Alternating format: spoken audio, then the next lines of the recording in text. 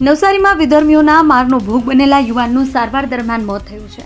ડાભોલ ગામના આદિવાસી સમાજના યુવાનનું મોત થયું છે। ગોવંશની કતલમાં સામેલ ન થનાર યુવાનને ઢોરમાર માર્યો હતો।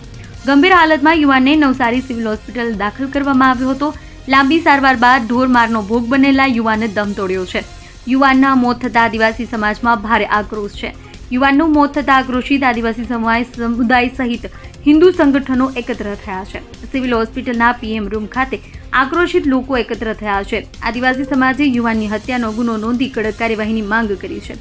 ગોવંશની કતલમાં સામેલ થવાની ના પાડતા યુવાન ઉપર કુહાડી વડે હુમલો કરાયો હોવાનો પરિવારજનોનો આક્ષેપ છે। પોલીસે યોગ્ય કાર્યવાહી કરવાની ખાતરી આપી મામલો કાબૂમાં લીધો છે। જે બનાવ બનેલ છે એ એક જાહેર રસ્તો હતો, બરાબર છે। મારા દ્વારા ત્યાં જે ઘટનાનું સ્થળ છે ત્યાં પણ પંચનામું કરવામાં આવેલ છે।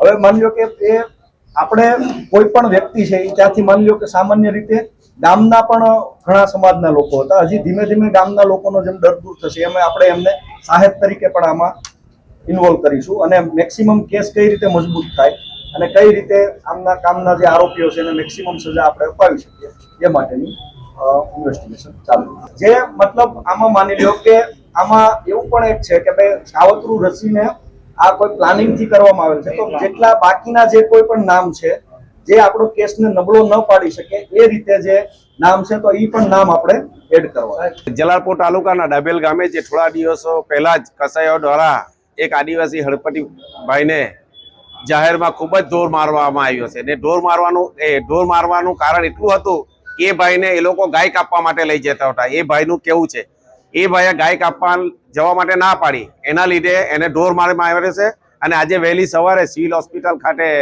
એમનું મૃત્યુ પામ્યું છે। અને એ બાબતે તમામ સમાજના લોકો પીએમ રૂમ પાસે ભેગા થયા છે અને પોલીસ સ્ટાફ પણ આવ્યો છે। અને જે વિશેષમાં વિશેષ જેવી કે Gujcost, atrocity act, 302 murder case, એ તમામ કાર્યવાહી એ કલમ મુજબ કાર્યવાહી થવી જોઈએ। અને એ બાબતે ડીવાયએસપી રાય સાહેબે જાહેરમાં અમને ઇન્શ્યોર કર્યા છે કે કોઈ પણ જાતનું પોલીસ આ બાબતે કાચું કામ કરશે નહીં અને 100% કડકમાં કડક કાર્યવાહી કરશે।